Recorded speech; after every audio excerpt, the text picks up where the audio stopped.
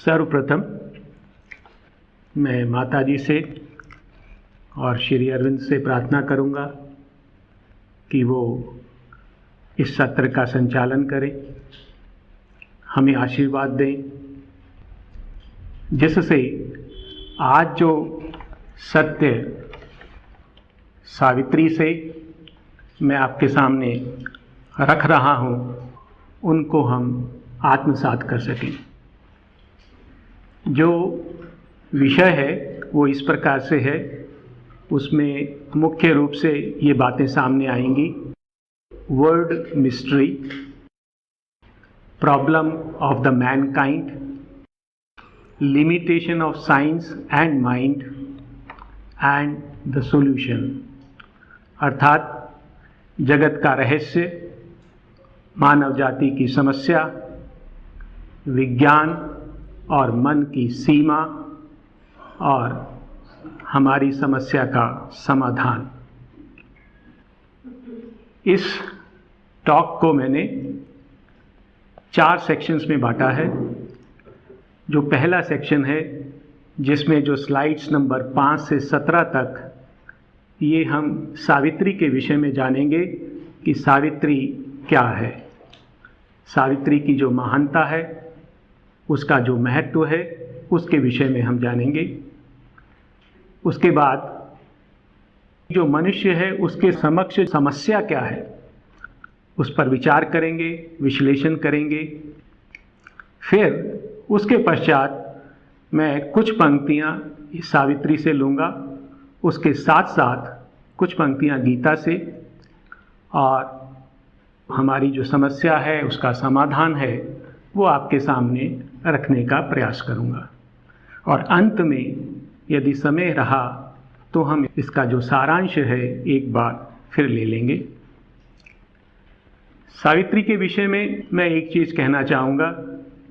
जो महाकाव्य है उसमें हर जगह, लगभग हर पंक्ति में ज्ञान भरा हुआ है, और जिन विषयों पर हम चर्चा करना चाहते हैं उनसे संबंधित, उनके आसपास या उन पर बहुत ज्ञान है। परंतु जो आज का जो हमने विषय लिया है या जो आज की जो वार्ता है, उसको मैंने सीमित किया है सिर्फ सावित्री के एक कैंटो पर। वो है द सीक्रेट नॉलेज, बुक 1 का 4था कैंटो है। और इसमें जो है मूल रूप से जो सारे सत्य हैं एक बार इकट्ठे करके हमारे सामने रख दिए गए हैं। The total duration of the talk is going to be around 230 hours. मैं इसको और छोटा नहीं कर पाया। मैंने बहुत कोशिश की कि मैं इस सत्र को छोटे से छोटा कर सकूं, परंतु मुझे लगा कि कुछ छूट जाएगा अगर मैं ऐसा करूंगा। टॉक हिंदी और इंग्लिश दोनों में रहेगी। कभी मैं हिंदी का उपयोग करूंगा, कभी इंग्लिश का। अगर आपके कोई प्रश्न होंगे तो हम बीच में एक अंतराल रहेंगे, उसके पश्चात या फिर अंत में उनके ऊपर चर्चा करेंगे। हम बीच में प्रश्न नहीं लेंगे। यदि आपके पास कोई प्रश्न हो तो उसको अपने पास लिख कर रख लें या ध्यान कर लें। एक बात और मैं कहना चाहूँगा कि ये जो सावित्री है, ये दिस इज़ ए पोइट्री, और पोइट्री को समझने के लिए जो है इमेजिनेशन की आवश्यकता होती है, इसमें एक्सपीरियंस की आवश्यकता होती है। और इसलिए जो भी इंटरप्रिटेशन होगा सावित्री का, वो सब्जेक्टिव होने वाला है। हो सकता है जिन लोगों ने सावित्री पढ़ी है या वैसे भी जो अन्य ग्रंथ पढ़ते हैं, उनको कई जगह ऐसा लगे कि शायद मैं जो बोल रहा हूँ वह ठीक नहीं है, या वो जो मान्य ग्रंथ हैं उनसे भिन्न है। परंतु मैं उनसे निवेदन करूँगा कि यदि आपको कोई भी संशय है तो आप पुनः जो है सावित्री का अध्ययन करें और फिर देखें। ये ज़रूरी नहीं है कि जो मैं कहूँ उसको आप मान लें।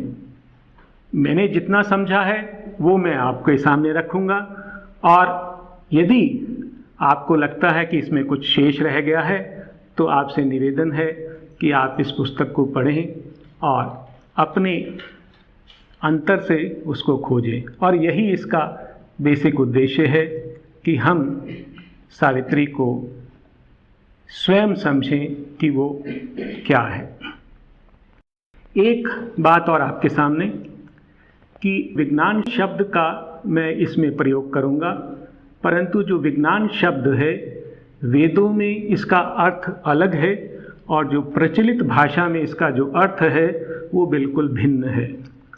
जो वेदों में विज्ञान शब्द आता है उसका अर्थ होता है नॉलेज बाय आइडेंटिफिकेशन, और जो साइंस जिसको हम आजकल विज्ञान बोलते हैं that is basically knowledge by experiment, observation and analysis. ये दोनों ज्ञान बिल्कुल भिन्न है। विज्ञान शब्द का जहाँ जहाँ प्रयोग होगा उसे आप साइंस मानकर चलें, क्योंकि हम उस विज्ञान की बात अभी नहीं कर रहे, उसके ऊपर चर्चा करना थोड़ा मुश्किल है, परंतु जो साधारण भाषा में जो हम साइंस शब्द जानते हैं उसका अर्थ लेकर चलें। सावित्री के विषय में मैं आपको थोड़ा बता दूं कि सावित्री एक प्रकटन है, एक रेविलेशन है, अर्थात सावित्री बाकी ग्रंथों से, बाकी शास्त्रों से थोड़ा भिन्न है। उसमें जो मूल अंतर है वो किस कारण से आता है कि जितने भी शास्त्र आज तक मनुष्य के समक्ष आए हैं या रखे गए हैं वो केवल एक ही बात कहते हैं कि परिपूर्णता अर्थात परफेक्शन इस धरा पर संभव नहीं है। और यदि मनुष्य परिपूर्णता चाहता है, परफेक्शन चाहता है, तो उसको इस धरा का त्याग करना होगा और स्वर्ग की ओर जाना होगा। अर्थात इस धरा पर परिपूर्णता संभव नहीं है। ऐसा सभी जितने भी आज तक के दर्शन आए हैं वह इस प्रकार का मान्यता रखते हैं, परंतु श्री अरविंद उनका मत भिन्न है। वो कहते हैं यह परिपूर्णता ना तो केवल इस धरा पर संभव है, अपितु यह जो सकल सृष्टि है, द होल क्रिएशन, उसका केवल और केवल एकमात्र उद्देश्य है कि इस धरा पर परिपूर्णता को अभिव्यक्त करना, अर्थात भगवान को अभिव्यक्त करना। सावित्री के माध्यम से श्री अरविंद हमारे सामने ये घोषणा करते हैं, इट इज हिज डिक्लेरेशन, कि एक दिन यह धरा दिव्य हो जाएगी, अर्थात यहाँ पर दिव्य मानक प्रकट होगा, यहाँ पर भगवान का साक्षात रूप प्रकट होगा। ऐसी वो घोषणा करते हैं। इसमें 3 स्तर हैं। ये हमारे जो शास्त्रों की जो लेखन विधि है इसकी ये विशिष्टता रही है कि उसमें अनेक स्तरों पर कार्य किया जाता है। सावित्री का जो प्रथम स्तर है उसमें सत्यवान और सावित्री की एक रोचक कथा उसको उसका आधार बनाया गया है। अर्थात पूरी सावित्री जो है उसमें यदि हम ऊपर से उसको पढ़ना चाहें तो उसमें हम देखेंगे सत्यवान और सावित्री की जो कथा जिससे हम चिर परिचित हैं वह उसमें चलती रहती है बैकग्राउंड में। परंतु अगर हम थोड़ा सा और उसके पीछे जाएं तो जो सावित्री है वह गुह्य ज्ञान का भंडार है। यह वेदों के, उपनिषद और गीता के समकक्ष है। इसमें विशाल आध्यात्मिक ज्ञान है, प्रामाणिक है, और न केवल इतना, इसमें जो ज्ञान है वो सुग्राह्य है, अर्थात आसानी से समझा जा सकता है। यद्यपि वेदों का ज्ञान प्राप्त करना, उसको समझना बहुत कठिन है। गीता में जो ज्ञान है वो थोड़ा सरल है, परंतु सावित्री इंग्लिश भाषा में लिखी हुई है और इसलिए इसको समझना बहुत सरल है। और एक प्रकार से श्री अरविंद उसमें वह एक ही बात को कई बार कहते हैं, कई तरीके से कहते हैं, और इस कारण भी हमारे लिए वही सत्य बार बार अलग अलग प्रकार से अलग अलग परिप्रेक्ष्य में प्रकट किए जाते हैं और हमारे लिए वो सुग्राह्य बन जाते हैं।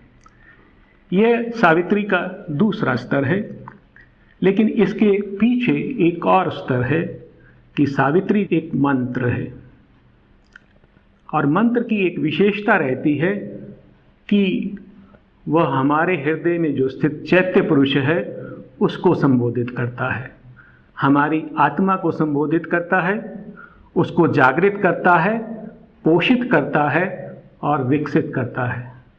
अर्थात इसको पढ़ने मात्र से हमारा आध्यात्मिक विकास आरंभ हो जाता है। इसकी यह शक्ति है। सावित्री की जो कथा है इसका आधार क्यों बनाया गया है, तो उसका जो विशेष कारण है कि यह जो कथा है ये मानव द्वारा मृत्यु पर विजय का प्रथम वर्णन है। यदि इस धरा पर मनुष्य ने मृत्यु के ऊपर विजय प्राप्त की है तो पहली बार इसका वर्णन सावित्री में आता है। और चूंकि यह मृत्यु पर विजय की कहानी है, यह अमरता की ओर जाने की कहानी है, इसलिए इसको उन्होंने अपना आधार बनाया है। एक प्रकार से यह जो कथा है अमरता की घोषणा करती है, और यह जो कथा है मूल रूप से महाभारत में एक पर्व आता है, वन पर्व, उसके सर्ग नंबर 291 से लेके 297 तक में यह कथा सीमित है। सावित्री का भौतिक स्वरूप क्या है, अर्थात अगर हम फिजिकली उसको देखना चाहें तो सावित्री में कुल 724 पृष्ठ हैं। यह महाकाव्य 724 पृष्ठ में लिपिबद्ध है। इसमें 23,856 पंक्तियां हैं, 23,856 लाइन्स, और इस पुस्तक को 12 पर्व में विभाजित किया गया है और कुल इसमें 49 सर्ग हैं, 49 कैंटोज आर देयर। सावित्री में जो उद्धृत सत्य हैं वो कौन कौन से हैं, उनके ऊपर हम थोड़ा सा प्रकाश डालते हैं कि वो सत्य कौन से हैं जो हमें सावित्री में मिलने वाले हैं। जो पहला सत्य है वो यह है कि धरा की जो गति है वो उत्तरोत्तर विकास की गति है, अर्थात जो ये धरा है वो इवोल्यूशनरी धरा है। यहाँ पर निरंतर विकास हो रहा है और होता रहा है, और ऐसा जो विज्ञान है वो भी इसकी पुष्टि करता है। और मनुष्य प्रकृति की अंतिम कृति नहीं है, अर्थात ये एक बहुत बड़ी घोषणा है कि जो मनुष्य है वो प्रकृति की अंतिम रचना नहीं है, अर्थात मनुष्य के बाद भी एक और जीव आएगा जिसको श्री अरविंद ने अति मानव या दिव्य मानव के नाम से इसको कहा है। और इस सृष्टि का जो उद्देश्य है, यदि हम जितने भी ग्रंथ और शास्त्र पढ़ लें, कहीं भी मैंने आज तक नहीं सुना कि कोई भी शास्त्र इस प्रकार की घोषणा करता हो कि सृष्टि का क्या उद्देश्य है। यदि इस क्रिएशन का, सृष्टि की उद्देश्य की चर्चा होती है तो केवल और केवल सावित्री में या श्री अरविंद के अन्य लेखों में होती है। सृष्टि का उद्देश्य है इस धरा पर दिव्य मानव को अभिव्यक्त करना। इसके अतिरिक्त सावित्री में अनेक ऐसे लोगों का वर्णन है जो कि दृष्टिगत जगत से परे हैं। हम केवल एक ही लोक को जानते हैं जिसको हम अपनी इंद्रियों से देख सकते हैं, समझ सकते हैं, परंतु इसके अतिरिक्त अनेक ऐसे लोक हैं जो इस धरा के चारों ओर रहते हैं और उस पर प्रभाव डालते हैं। उन सब लोगों के विषय में उनकी कौन सी शक्तियां हैं, उनका क्या प्रभाव है, उनका क्या रोल है इस प्रकृति में, इन सब की चर्चा सावित्री में है। सावित्री में मनुष्य के विषय में कि व्हाट इज मैन, मनुष्य के बारे में विस्तार से बताया गया है। मनुष्य की सीमाएं क्या हैं, उसके अंदर जो शक्तियां हैं, जो गोपित शक्तियां हैं वो कौन सी हैं उनके विषय में, और उसका जो वैभवशाली भविष्य है अर्थात मनुष्य जाति को कहाँ जाना है, इन सब की चर्चा सावित्री के अंदर है। इसके पश्चात सावित्री में एक महत्वपूर्ण कैंटो आता है, the way of fate and the problem of pain, अर्थात नियति और पीड़ा, फेट एंड पेन, इसकी क्या आवश्यकता है इस जगत में, उसका सविस्तार यहाँ पर वर्णन है। और फिर सावित्री हमें दिव्य जीवन की ओर बढ़ने के लिए या भगवान की ओर बढ़ने के लिए जो सबसे सरल, सुगम, समर्थ और सबसे तेजी से ले जाने वाला जो मार्ग है, अर्थात जो समर्पण का मार्ग है, सक्रिय समर्पण का मार्ग, उसकी चर्चा करती है। तो यह सब सत्य जो है सावित्री में हमारे सामने रखे गए। ये जो मैंने अभी तक आपको बताया ये मेरी समझ है, परंतु इसमें कुछ दोष भी हो सकता है, कुछ कमी भी रह सकती है। माता जी ने सावित्री के बारे में विशेष रूप से लिखा है, उनके शब्दों को मैं यहाँ रखता हूँ। It is a quest of the infinite the eternal, अर्थात ये पुस्तक जो है, ये जो काव्य है, अनंत की खोज है। In truth, the entire form of Savitri has descended en masse from the highest region. अर्थात ये प्रकट हुई है सावित्री, श्री अरविंद ने उसको ग्रहित किया है। और कहाँ से? From the highest region, ये जो सत्य है, सर्वोच्च सत्य है जो उन्होंने हमारे सामने प्रकट किया है। दिस इज अ रेविलेशन, अर्थात प्रकटन या ईश्वरोक्ति है, अर्थात ईश्वर के वचन हैं।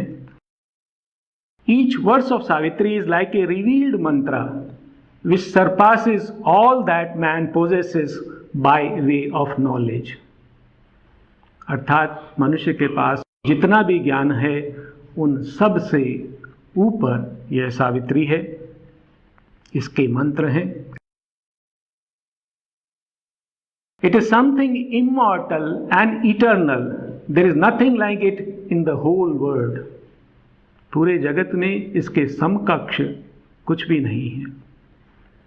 इसमें मिस्टिज्म है, रहस्यवाद, ऑकल्टिज्म है, तंत्र विद्या, फिलॉसफी, दर्शन शास्त्र, the history of evolution, history of man, of the gods, of creation, of nature, how the universe was created, why, for what purpose, what destiny, all is there. You can find all the answers to all your questions there. Everything is explained, even the future of man and the evolution. All that nobody yet knows. जो कुछ हम अभी तक नहीं जानते वह सब इसमें प्रकट है। I assure you, there is nothing under the blue sky to compare with Savitri. और ये मेरे वचन नहीं है, ये माता जी के वचन हैं, हम इसको उतनी गंभीरता से लें। I assure you, there is nothing under the blue sky to compare with Savitri. It is the mystery of mysteries. It is a super epic.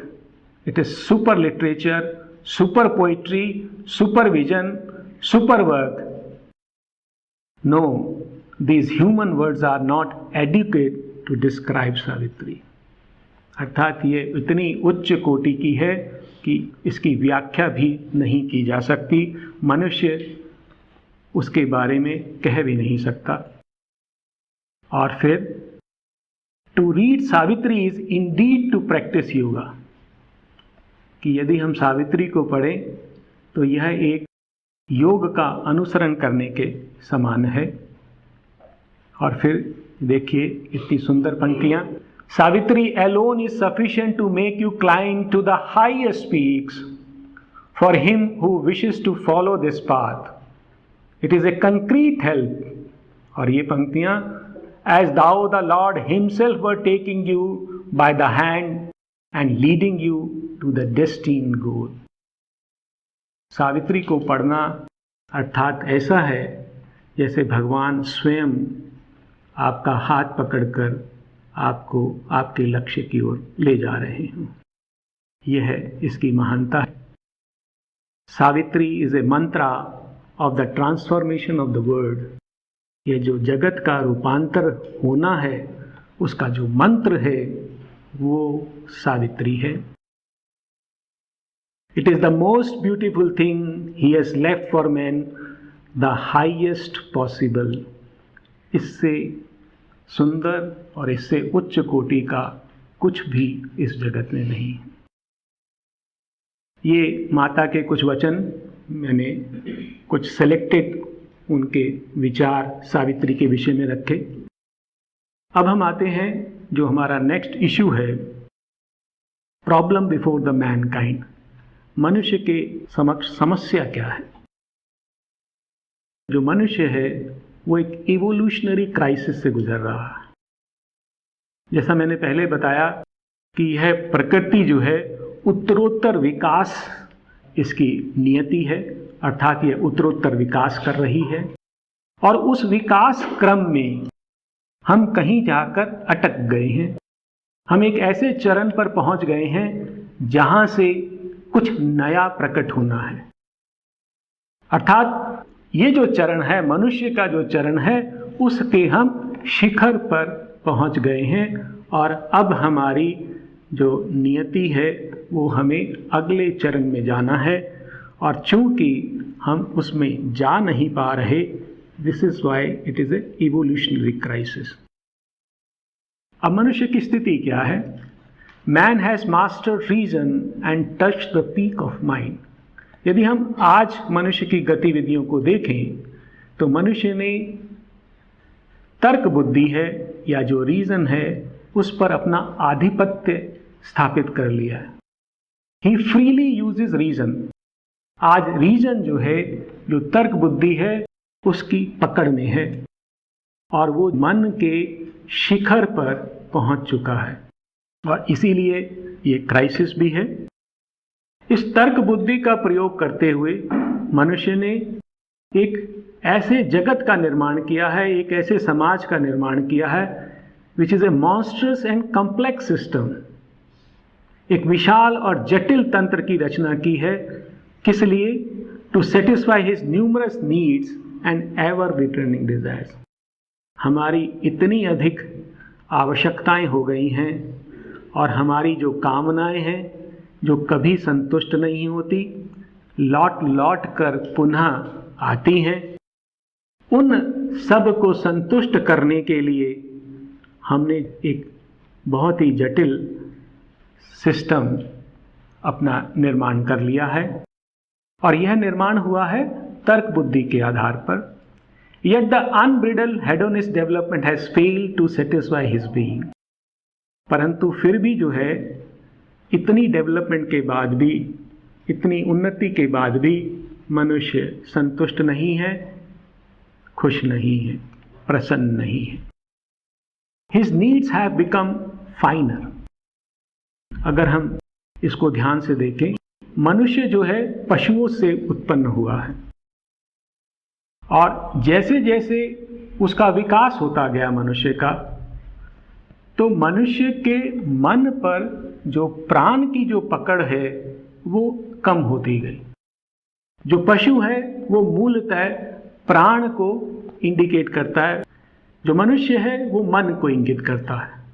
परंतु जो मनुष्य है, चूंकि वो पशु से निकला है, तो उसका जो मन है उस पर प्राण का प्रभाव बना रहता है और जैसे जैसे मनुष्य का विकास होता जा रहा है या हुआ है, मनुष्य के मन पर जो प्राण का अधिकार है या जो आधिपत्य है वो कम होता जा रहा है। अर्थात जो मनुष्य का जो मन है वो कुछ और स्वतंत्र और फ्री होता जा रहा है, और जैसे जैसे उसका मन शुद्ध होता है तो उसकी जो आवश्यकताएं भी हैं वो अधिक शुद्ध होती जाती हैं। जैसे जो आरंभ में जो मनुष्य की आवश्यकताएं थी, उसमें जो सर्वप्रथम जो मनुष्य की आवश्यकता थी वह थी भोजन की और जीवित रहने की। ये उसकी मूलभूत आवश्यकता है। उस समय प्राण का मन पर इतना अधिक अधिकार था कि मन का केवल एक कार्य रहता था कि किस प्रकार से मैं भोजन अर्जित करूं, किस प्रकार से मैं जीवित रहूं। जब थोड़ा सा मनुष्य विकसित हुआ और उसको अपने भोजन और सर्वाइवल के प्रति वो निश्चिंत हो गया, तो उसमें और प्रकार की इच्छाएं जागृत हुई। जैसे उसमें प्लेजर अर्थात इंद्रिय सुख। नेक्स्ट स्टेज पे वह इंद्रिय सुख की ओर भागा। इसको भी आगे बढ़ते बढ़ते इसके बाद एक और स्टेज आई स्व अभिव्यक्ति की। मनुष्य ने अपने इंद्रिय सुख को भोगा, उसमें भी उसको संतोष नहीं मिला, तो उसने स्व अभिव्यक्ति और आदर्शों का सहारा लिया। वो आदर्शों के लिए जीना सीखा। परंतु धीरे धीरे जैसे जैसे उसकी आवश्यकताएं हैं वो शुद्ध होती गई, वो और श्रेष्ठ होती गई। और अब जो मनुष्य है, what he is seeking the purpose of life. जब हम बिल्कुल इन आवश्यकताओं से, अपनी जीविका से, अपने सर्वाइवल से, अपनी कामनाओं से, अपने अहंग से मुक्त हो जाते हैं, तो हमारे सामने प्रश्न उठता है कि आखिर हमारे जीवन का उद्देश्य क्या है।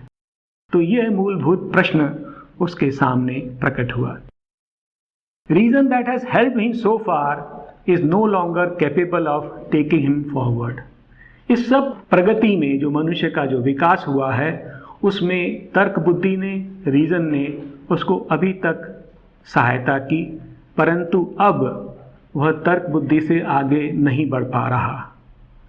The one needed bliss is still evasive। वह जो आनंद है उसको अभी भी प्राप्त नहीं हुआ। श्री अरविंद का एक वाक्य आता है, reason was the helper, reason is the bar. अर्थात अभी तक मनुष्य के लिए जो तर्क बुद्धि थी वो उसके लिए सहायक थी, उसको अपने विकास में उसने बहुत सहायता की, परंतु यही तर्क बुद्धि अब उसके लिए एक बाधा बन गई है, अवरोध बन गई है। और मनुष्य के लिए आवश्यक है कि यदि उसको संतोष पाना है, आनंद पाना है, तो उसे अपनी जो वर्तमान चेतना है उसका अतिक्रमण करना होगा, उसके पार जाना होगा। ये जो है हमारा इवोल्यूशनरी क्राइसिस है, अर्थात हमें अपनी मनोमय चेतना को पार करके उससे ऊपर जाना होगा। मैं इसी विषय को थोड़ा और विस्तार से आपके सामने रखता हूँ कि ऐसा क्यों होता है, ऐसा हमारे।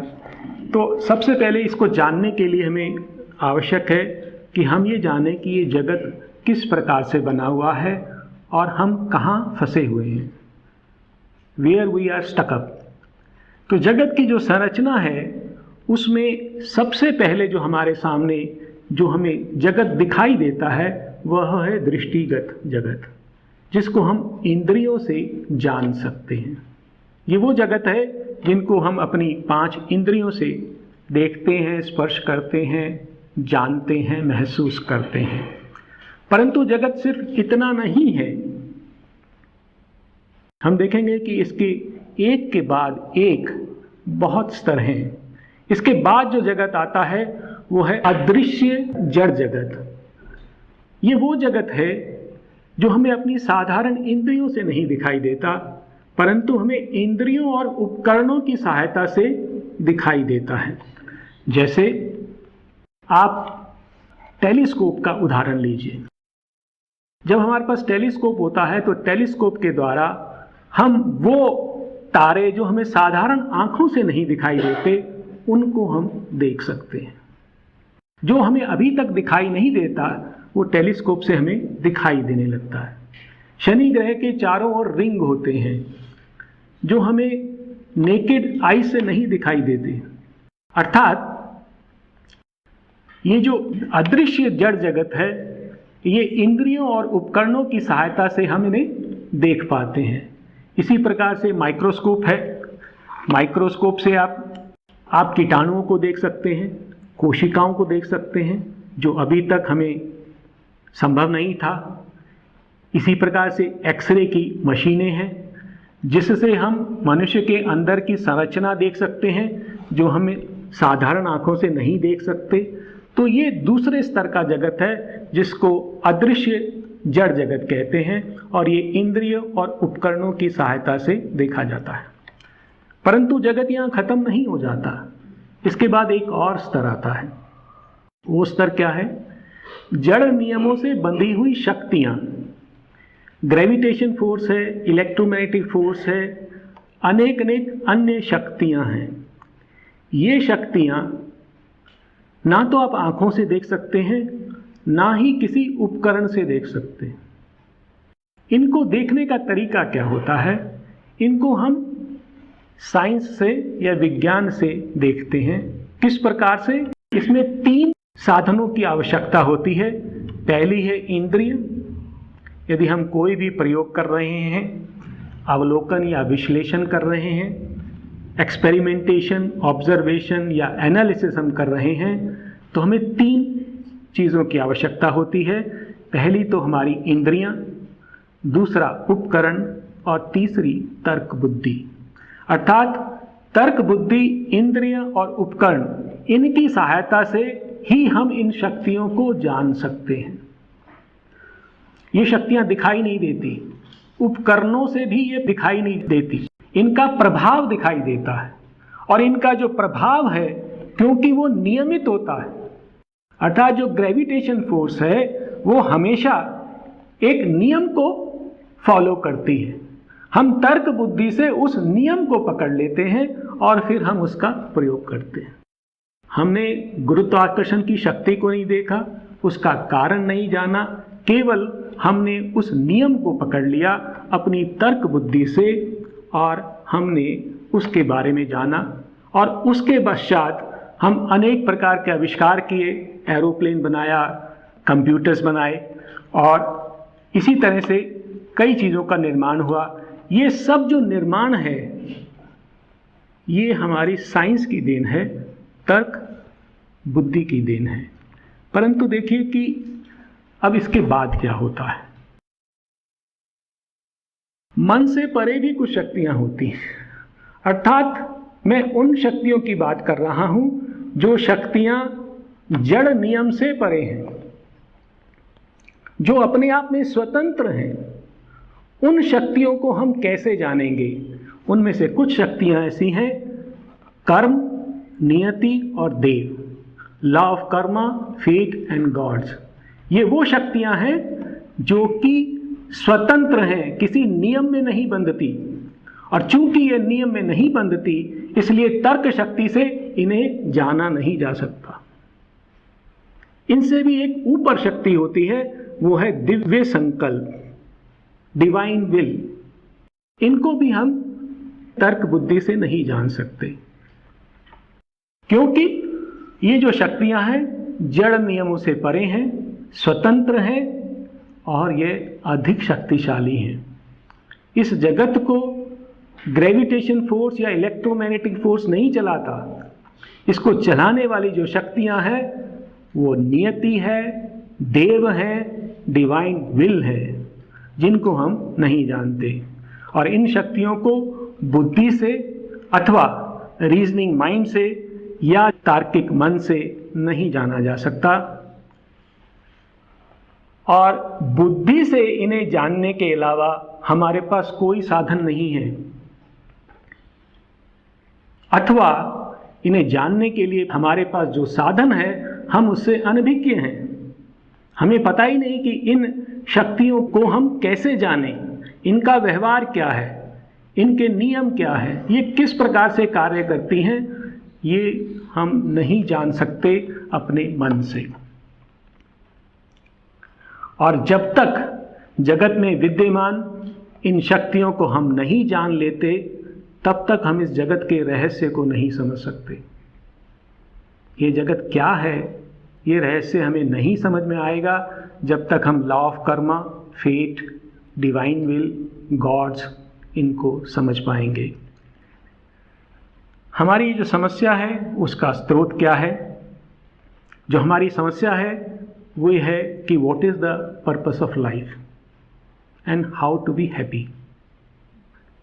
अब इसका स्रोत क्या है? इसका स्रोत ये है कि जब तक हम जगत के रहस्य को नहीं समझ सकते, तब तक हम अपने जीवन के अर्थ को नहीं समझ सकते।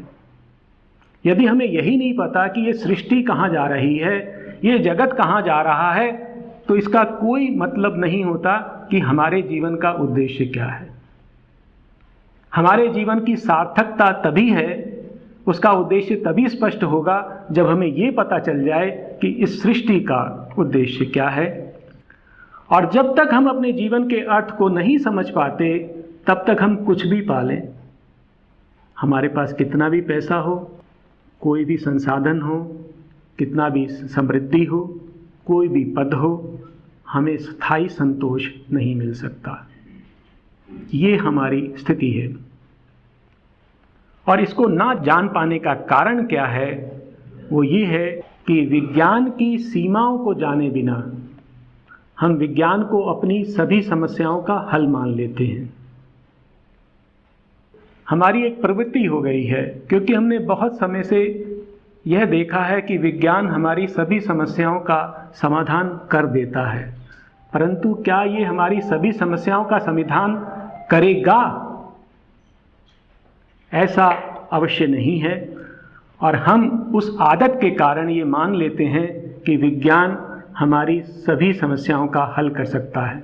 हम आशा करते हैं कि जैसे जैसे विज्ञान प्रगति करता जाएगा, हमारी सभी समस्याओं का निदान होता जाएगा।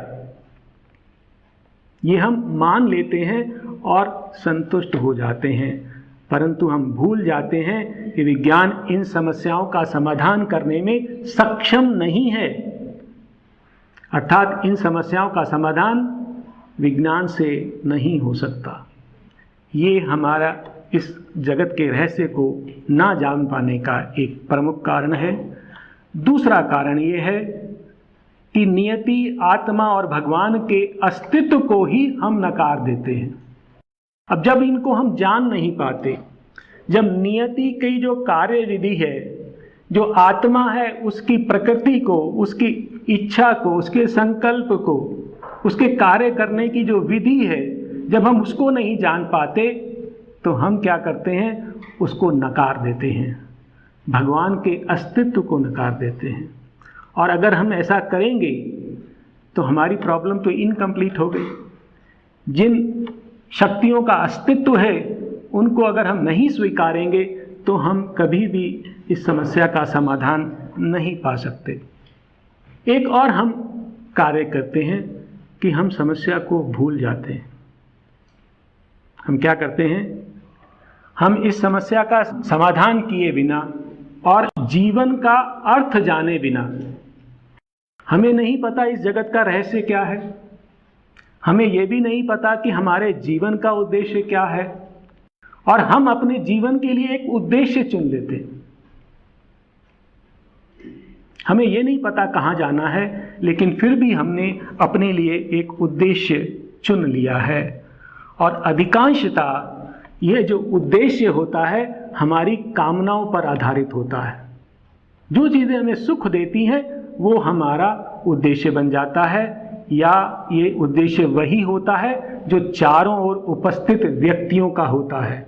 जो हमारे मित्रों का उद्देश्य है, हमारे पूर्वजों का जो उद्देश्य है, जो हमारे भाई बंधुओं का उद्देश्य है, वही हमारा भी उद्देश्य हो जाता है। और इस सर्वमान्य उद्देश्य पर, ये उद्देश्य अर्थात अपनी कामनाओं की संतुष्टि करना, ये सर्व प्रचलित है, सर्वमान्य है, इसके ऊपर कोई उंगली नहीं उठाता और हमें इस पर कोई आश्चर्य नहीं होता, हम इस पर कोई प्रश्न नहीं करते। इस प्रकार ऐसे उद्देश्य को, जिसका हम कारण भी नहीं जानते, प्राप्त करने के लिए हम अपना सारा जीवन लगा देते हैं।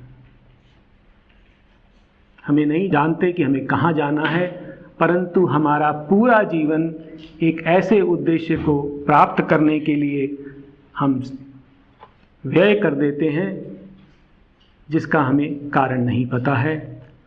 और यदि उस उद्देश्य की प्राप्ति में हमें सफलता प्राप्त हो जाती है या हम उसकी सफलता के प्रति आशावान होते हैं तो हम प्रसन्न हो जाते हैं। यदि हमें आशा होती है कि हमारा जो उद्देश्य है वो पूर्ण हो जाएगा तो हम आनंदित रहते हैं, प्रसन्न रहते हैं, अन्यथा दुखी हो जाते हैं। मुख्यतः एक सामान्य जीवन का यही सार है। इसी प्रकार से एक सामान्य जीवन चलता है। हमारे लिए जो एकमात्र समाधान है वो क्या है? जिनके समक्ष ये प्रश्न नहीं है कि मेरे जीवन का उद्देश्य क्या है, उनके लिए नहीं, परंतु जो लोग इस जगत और जगत के उद्देश्य के प्रति शंकित हैं, अर्थात इस जगत का और मेरे जीवन का उद्देश्य क्या है उसके प्रति डाउटफुल हैं, संशयात्मक हैं, शंकित हैं, जो अपने जीवन का उद्देश्य खोज रहे हैं और अप्रसन्न हैं, उनकी समस्या का समाधान जो है वेद, उपनिषद, गीता, सावित्री इत्यादि ग्रंथों में छिपा हुआ है। अब हम देखेंगे कि किस प्रकार से सावित्री और श्रीमद् भगवद गीता इन समस्याओं का समाधान हमारे सामने रखती है। सबसे पहले सावित्री जो हमारे सामने एक सत्य रखती है वो है वासुदेव सर्वम इति, अर्थात यह संपूर्ण जगत भगवान है और उसके अतिरिक्त कुछ नहीं है। मैं कुछ पंक्तियां लूँगा, ये पंक्तियां सीक्रेट नॉलेज कैंटो से ही हैं। हम देखेंगे इन पंक्तियों को। All here where each thing seems its lonely self are figures of the soul transcendent one। इस जगत में जो कुछ भी भिन्न भिन्न और स्वतंत्र दिखाई देता है, all here where each thing seems its lonely self are figures of the soul transcendent one। वो उस परम एक के ही अभिन्न रूप हैं, अर्थात इस जगत में वासुदेव के अतिरिक्त और कुछ भी नहीं है। He has fashioned these countless persons of oneself. He has built a million figures of his power. He lives in all who lived in his vast alone. Space is himself and time is only he। उसी परम एक ने इन असंख्य जीवों का निर्माण किया है। He has fashioned these countless persons of oneself. He has built a million figures of his power. उसी ने अपनी शक्ति से असंख्य रूप निर्मित किए हैं। He lives in all। वह सब जीवों में बसता है। Who lived in his vast alone।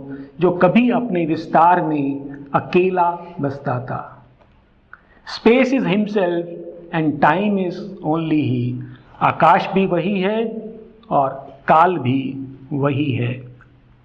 He is the maker and the world he made। वही सृष्टा है और वही यह सृष्टि भी है। He is vision and he is the seer। वही दृष्टा है और यह जो दृश्य हमारे समक्ष है वो भी वही है। He is himself the actor and the act।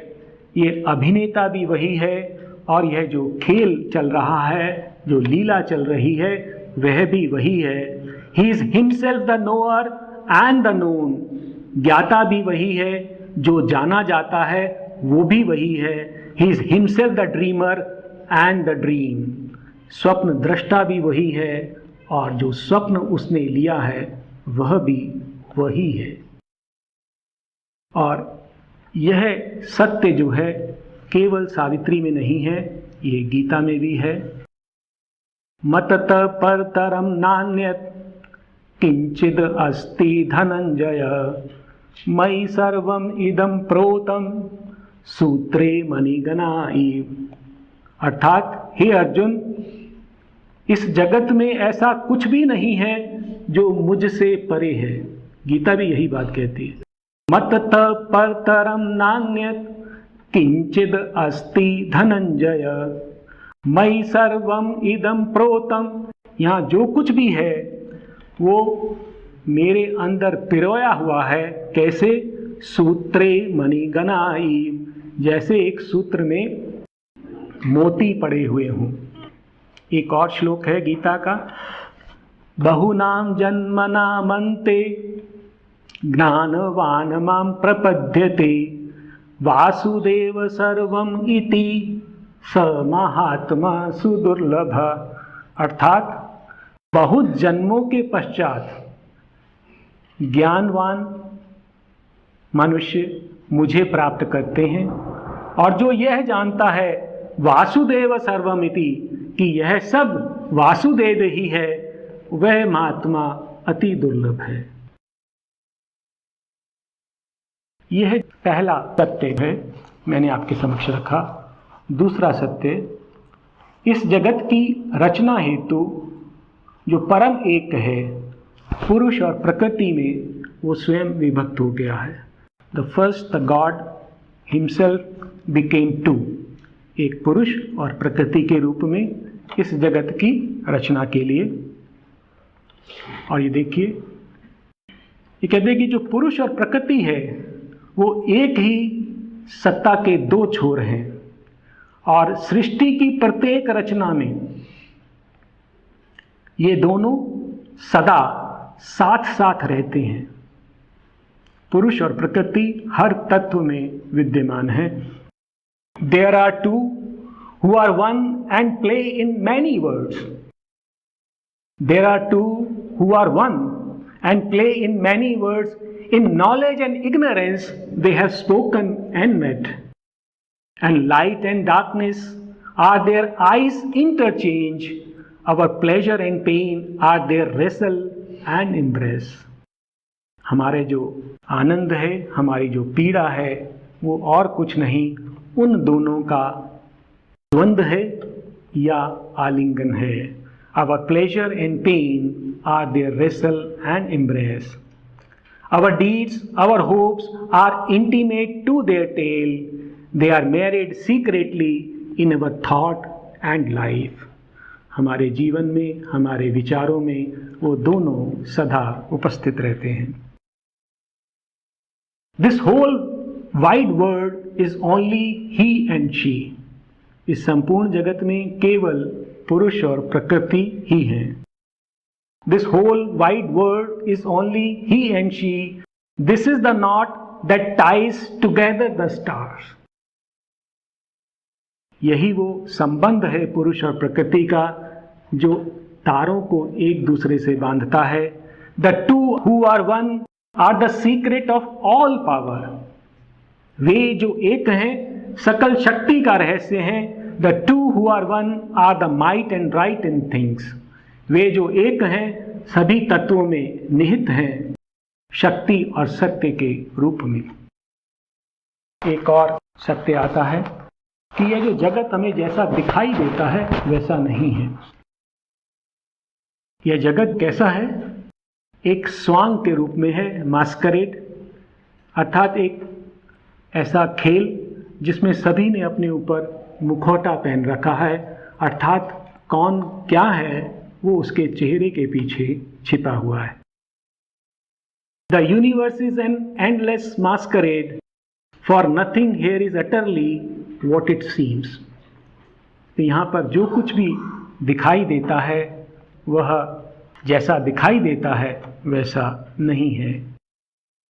A phenomenon stands out significant against dim backgrounds of eternity. We accept its face and pass by all it means. कहते ये जो समस्त लीला चल रही है इसके पीछे, इसकी पृष्ठभूमि में एक नीरव शाश्वतता है।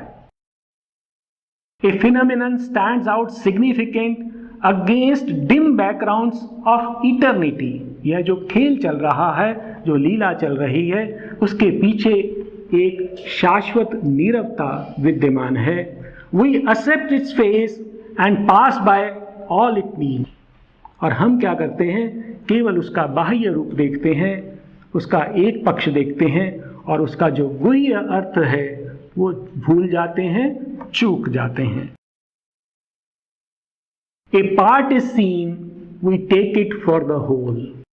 हम उसके एक अंश को देखते हैं, एक पक्ष को देखते हैं और उसको पूरा मान लेते हैं, और यही कारण है कि हम इस जगत को समझ नहीं पाते। Her play is real, her play is real, a mystery he fulfils. There is a plan in mother's deep world whim, a purpose in her vast and random game. अर्थात यह जो प्रकृति है यह भ्रम नहीं है, इसको माया कहकर कुछ लोग इसको अस्वीकार कर देते हैं कि ये केवल एक भ्रम है। श्री अरविंद कहते हैं हर प्ले इज रियल, यह जो खेल चल रहा है, यह जो लीला है वो सत्य है। A mystery he fulfils, there is a plan in mother's deep world whim, a purpose in her vast and random game. इस खेल के पीछे एक महान उद्देश्य छिपा हुआ है। अब ये वो वाक्य है जिससे संपूर्ण सृष्टि का निर्माण होता है। यही वो वाक्य है जिसके कारण हम यहाँ हैं, जिसके कारण ये सृष्टि बनी है, जिसके कारण ये सब कुछ जो दिखाई देता है वो है एको अहम बहुश्याम। अब इसका अर्थ क्या है, एको अहम बहुश्याम? इसका अर्थ है, अगर हम शाब्दिक अर्थ लें तो ये है कि मैं एक हूँ और बहुत हो जाऊं, अर्थात मल्टीपल फॉर्म्स में अपने को एक्सप्रेस करूं। और इसी कारण से वो जो परम एक था उसने इस प्रकृति का निर्माण किया। एको हम बहुश्याम, परंतु हम थोड़ी सी गलती कर जाते हैं। इसका अर्थ ये नहीं है कि मैं एक हूं और बहु हो जाऊं, अपितु मैं बहु रूपों में भगवान हो जाऊं। अर्थात मैं इस सृष्टि में, इस जगती में अनेक रूपों में भगवान बन के प्रकट होना चाहता हूं। अर्थात जितने भी जीव हैं उसमें से मैं स्वयं जो है अपने आप को देखना चाहता हूं। एको अहम बहुश्याम, यही वो संकल्प है जो इस संपूर्ण सृष्टि की उत्पत्ति का कारण है। एकमात्र वाक्य जिसके कारण यह संपूर्ण सृष्टि चलती है, यही वो संकल्प है जो इस सृष्टि को गति देता है, दिशा देता है और उद्देश्य प्रदान करता है। सृष्टि में जितनी भी ऊर्जा है, जो भी उद्देश्य है, उस सब का स्रोत केवल एक ही वाक्य है, एको अहम बहुश्याम।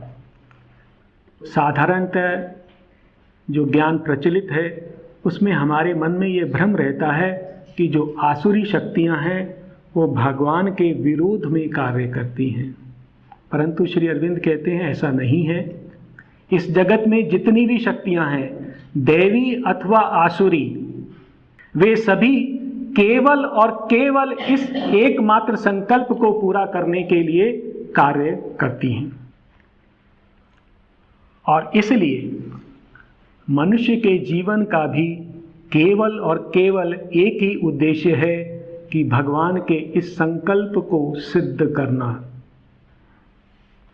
क्योंकि संपूर्ण प्रकृति उस कार्य में लगी हुई है, इसलिए मनुष्य का भी केवल एक ही उद्देश्य है कि इस संकल्प को सिद्ध करना। परंतु हम क्या करते हैं, इस संकल्प के लिए कार्य करने की अपेक्षा उसके व्यक्तिगत संकल्प होते हैं, पर्सनल एम्बिशन है उसके अपने एजेंडा हैं। और इस भटकाव के कारण, इस विरोध के कारण हमें दुख का सामना करना होता है। नियति और कुछ नहीं है। ये जो फेट है, जिसे हम फेट कहते हैं, और हम कहते हैं हमारा भाग्य अच्छा है या खराब है, वस्तुतः नियति वो शक्ति है प्रकृति की जो मानव के सच्चे उद्देश्य की ओर उसे मोड़ देती है। अर्थात यदि मनुष्य गलत दिशा में जा रहा हो अपने अज्ञान के कारण, तो नियति वो शक्ति है जो उसे सही मार्ग पर ले जाती है। परंतु हम नियति को अच्छा और बुरा समझते हैं क्योंकि हम ये नहीं जानते कि हमारा उद्देश्य क्या है। जब हमें ये समझ में आ जाएगा हमारा उद्देश्य क्या है, तो हमें समझ में आएगा कि नियति सदा हमारे भले के लिए कार्य करती है। मनुष्य की आत्मा का संकल्प और कुछ नहीं भागवत संकल्प का ही एक अंश है। हम भगवान से प्रकट हुए हैं, भागवत तत्व हमारे अंदर विद्यमान है, और इसलिए जो भागवत संकल्प है वही हमारा संकल्प है। और हमारी स्थिति किस प्रकार से है, जिस स्तर पर मनुष्य की चेतना है वो उसी में विचरण करने का प्रयास करता है। मनुष्य ऊपर नहीं उठना चाहता, वो जिस स्तर पर है उसी में उसको आनंद आता है, उसी में रहना चाहता है। परंतु जो दिव्य संकल्प है उसको ऊपर ले जाता है, उसको मनुष्य को भगवान में परिवर्तित करना है।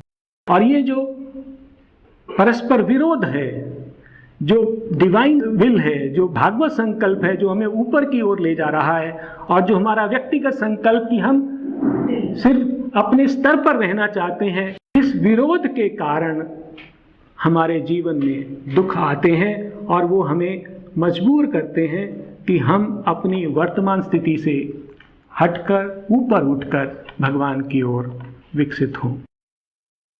और इसके संबंधित में जो पंक्तियां हैं, This ever she meant since the first dawn of life, ये इस उद्देश्य के बारे में है। This ever she meant since the first dawn of life, this constant will she covered with her sport. यही वो उद्देश्य है जो प्रकृति के उद्गम के प्रथम दिवस से प्रकृति चरितार्थ करने के लिए आगे बढ़ रही है। This ever she meant since the first dawn of life, this constant will she covered with her sport. और यह जो लीला चल रही है, उस लीला से उस एकमात्र संकल्प को ढक लिया है। This constant will, ये निरंतर उसका यही संकल्प है, एको अहम बहु श्याम को चरितार्थ करना। This constant will she covered with her sport, उसने अपनी लीला से उसको ढक लिया है। और वो संकल्प क्या है? That the eyes of the timeless might look out from time and the word manifest the unveiled divine. अर्थात जो कालातीत है वो इस देह से, इस मनुष्य की देह से, मनुष्य रूपी आंखों से जो समयबद्ध है उनसे वह देखे। That the eyes of timeless might look out from time and the word manifest the unveiled divine, कि यह जो जगत है उस साक्षात प्रभु को अभिव्यक्त करे, यह उसका उद्देश्य है। For this he left his white infinity. भगवान का जो निवास है वो शुभ्र अनंत आकाश है। उसको चरितार्थ करने के लिए, इस लक्ष्य को पूरा करने के लिए उसने उस स्थान को छोड़ा है। For this he left his white infinity and laid on the spirit the burden of the flesh. इस आत्मा पे देह रूपी बोझ इसी एक उद्देश्य के लिए उसने आरोपित किया है। That Godhead seed might flower in mindless space, कि यहाँ पर भगवान का देवत्व का बीज पुष्पित हो सके। फिर एक और सत्य, पृथ्वी के विषय में कुछ पंक्तियां हैं। पृथ्वी को हम ऐसा जानते हैं जैसे कि वो एक जड़ पदार्थ का बना हुआ गोला है, गुरुत्वाकर्षण की शक्ति से बंधा हुआ, सूर्य के चारों ओर घूम रहा है, असहाय है, दुखी है और निरंतर घूमता जा रहा है। परंतु श्री अरविंद कहते हैं ऐसा नहीं है।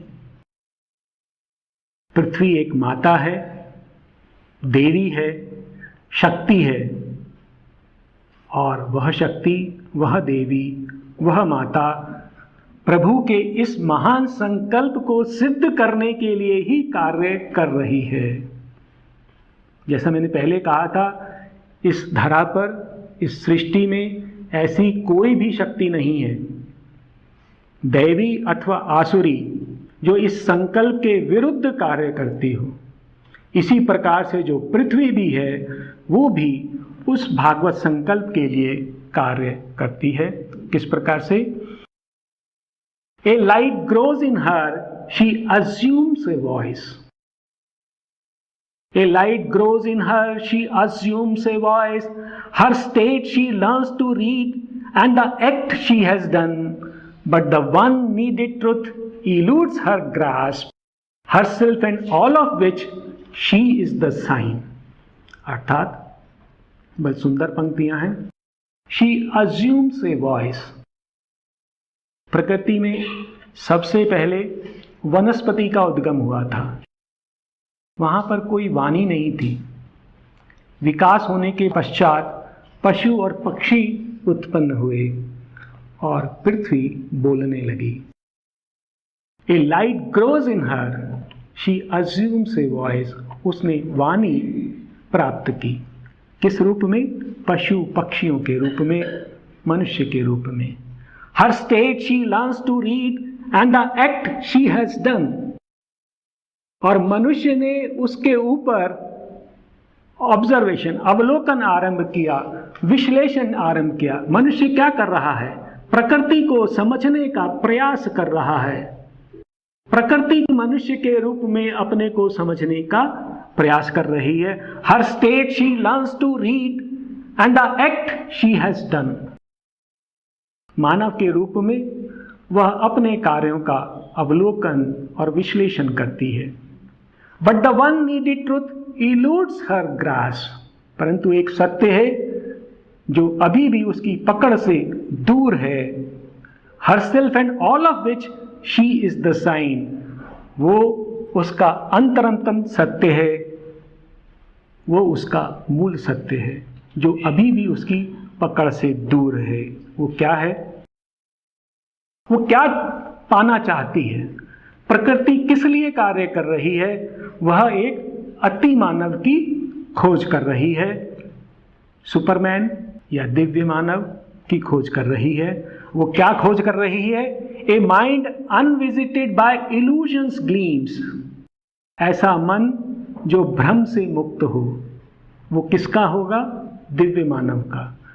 मनुष्य का जो मन है उसमें हमेशा सदा ही सदा संशय बना रहता है। श्री अरविंद ने कहा है, mind is an instrument of ignorance. मन से जो है सत्य को नहीं जाना जा सकता। मन जो भी जानता है उसमें एक संशय बना रहता है, एक भ्रम बना रहता है। और वो क्या चाह रही है प्रकृति? A mind unvisited by illusions gleams. अर्थात एक ऐसा मन जो भ्रम से मुक्त हो। A will expressive of soul's deity. अभी जो हमारा जो मनुष्य यहां पर जिसका निर्माण हुआ है, वो क्या चाहता है? वो अपनी कामनाओं को, अभिलाषाओं को पूरी करना चाहता है। पृथ्वी क्या खोज रही है? A will expressive of soul's deity. अर्थात जो मनुष्य की आत्मा में है उसका जो संकल्प है वो अभिव्यक्त करना चाहती है, उसको प्रकट करना चाहती है। A will expressive of soul's deity, a strength not force to stumble by speed. एक ऐसी शक्ति जो अपनी गति के कारण लड़खड़ाती ना हो। A joy that drags not sorrow as it shed. एक ऐसा आनंद जिसकी छाया में दुख छिपा हुआ ना हो, वह वो खोज रही है। अर्थात वो दिव्य मानव को खोज रही है। अब एक और महत्वपूर्ण अंश आता है कि ये जो देवता हैं, देव क्या है? ये जो देव है ये कुछ और नहीं, ये प्रभु की शक्तियां हैं जो परम प्रभु के उस संकल्प को सिद्ध करने के लिए कार्य करते हैं। हम में से अनेक अनेक प्रकार के देवों की पूजा करते हैं, उनसे अपनी अभिलाषाएं, इच्छाएं व्यक्त करते हैं, लेकिन देवों का चरित्र कैसा है वो पढ़ने के बाद प्रार्थना आपकी बदल जाएगी। देवों का अपना कोई संकल्प नहीं होता, उनका अपना कोई लक्ष्य नहीं होता। Immaculate in self knowledge and self power, उनका जो ज्ञान है और जो शक्ति है वो निर्विकार होती है, दोष रहित होती है। Immaculate in self knowledge and self power, calm they repose on the eternal will. वो जो है शाश्वत संकल्प पर विश्राम करते हैं, अर्थात जो उनका आधार है वो शाश्वत संकल्प है, वो उसी के लिए कार्य करते हैं। Immaculate in self knowledge and self power, calm they repose on the eternal will. Only His law they count and Him obey. वो केवल उसी के विधान पर ध्यान देते हैं और केवल उसी का पालन करते हैं। They have no goal to reach, no aim to serve, उनका कोई उद्देश्य नहीं होता, उनका कोई लक्ष्य नहीं होता। और फिर देखिए कि कोई भी पुकार उन देवों को अपने मार्ग से च्युत नहीं कर सकती। हम कितनी भी प्रार्थना करें, कितना भी अनुनय विनय करें, कितना भी बार्टर करें, कितना भी चढ़ावा दें, वो केवल आपको उतना ही देंगे जो उस दिव्य संकल्प के सीमाओं के अंतर्गत आता हो। उसके बाहर आपको कुछ भी नहीं दिया जाएगा। Implacable in their timeless purity, वो अतोषणीय हैं, उनको संतुष्ट नहीं किया जा सकता। वो कालातीत हैं, टाइमलेस और पवित्र हैं। Implacable in their timeless purity, all barter or bribe of worship they refuse. आप कुछ भी चढ़ावा दीजिए, प्रलोभन दीजिए, उनको पूजा कीजिए, वो सभी कुछ अस्वीकार कर देते हैं। Unmoved by cry of revolt and ignorant prayer, मनुष्य विद्रोह करता है, पुकार करता है, प्रार्थना करता है। Unmoved by cry of revolt and ignorant prayer, they reckon not our virtue and our sin. वो अविचल हमारे पापों और पुण्य की गणना नहीं करते। उनको इससे कोई अंतर नहीं पड़ता कि हम क्या पाप कर रहे हैं, क्या पुण्य कर रहे हैं, उसकी वो कोई गणना नहीं करते। They reckon not our virtue and our sin. और उनका कार्य क्या होता है? They are guardians of the silence of the truth. Truth यहाँ पर कैपिटल लेटर में है, अर्थात परम सत्य की नीरवता के संरक्षक हैं। वो पहरेदार किसके हैं? They are guardians of the silence of the truth. उस परम सत्य की नीरवता के वो संरक्षक हैं। They are keepers of the immutable degree. वो उस अपरिवर्तनीय भावक संकल्प को निष्पादित करते हैं, उसको तामील करते हैं। वो जो इम्यूटेबल डिग्री है, एको अहम बहुश्याम, उसको सिद्ध करते हैं, उसको निष्पादित करते हैं। They are guardians of the silence of the truth, they are keepers of the immutable degree. और at peace regarding the trouble beneath the stars. Beneath the stars मतलब इस धरा पर, इस धरती लोक पर। At peace regarding the trouble beneath the stars, इस धरा पर जितनी भी उथल पुथल मचती रहती है, कितना भी संघर्ष होता रहता है, वो उससे तटस्थ रहते हैं, शांत रहते हैं, अविचल रहते हैं। At peace regarding the trouble beneath the star, deathless, वो अमर हैं।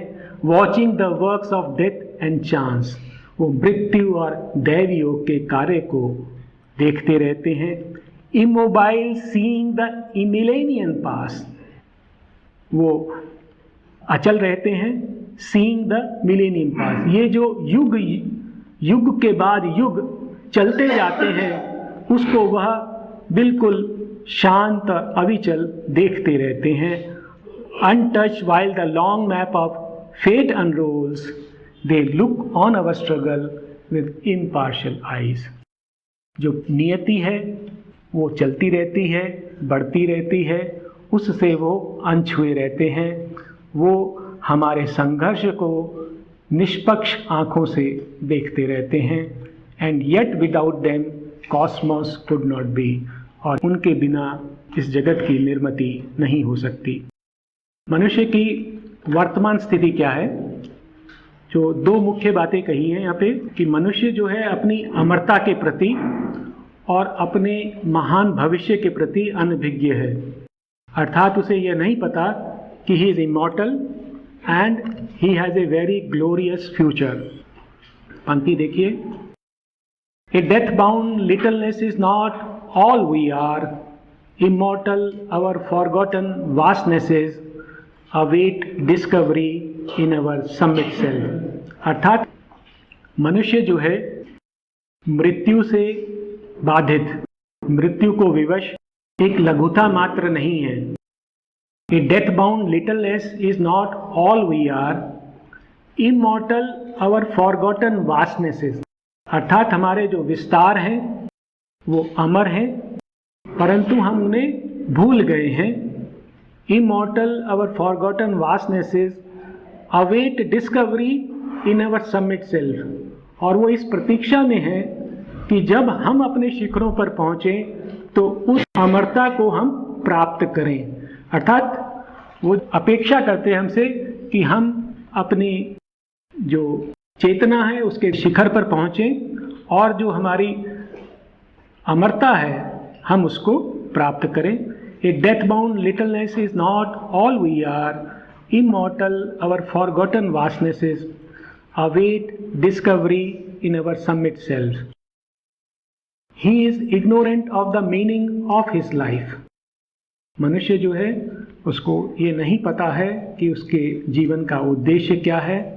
He is ignorant of his high and splendid fate. उसका जो गौरवमयी भविष्य है उसके प्रति भी वह अनभिज्ञ है। But none learns whither through the unknown he sails, or what secret mission the great mother gave. अर्थात कोई नहीं जानता कि वह कहाँ जा रहा है। But none learns whither through the unknown he sails. इस अज्ञात जगत में से वह तैरते हुए कहाँ जा रहा है, और what secret mission the mother gave, या जगन माता ने उसे कौन सा गुह्य कार्य सौंपा है, वो नहीं जानता है। मनुष्य का जो लक्ष्य है वो क्या है?